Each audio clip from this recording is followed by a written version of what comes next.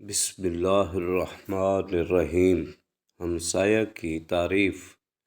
زہری رحمۃ اللہ تعالیٰ علیہ سے روایت کیا کہ ایک شخص نے سرکار مدینہ صلی اللہ تعالیٰ علیہ وآلہ وسلم کی خدمت میں ہمسایہ کی شکایت کی۔ مدنی آقا صلی اللہ تعالیٰ علیہ وآلہ وسلم نے حکم فرمایا، مسجد کے دروازے پر کھڑے ہو کر اعلان کر دو کہ ساتھ کے 40 گھر ہمسائیگی میں داخل ہیں۔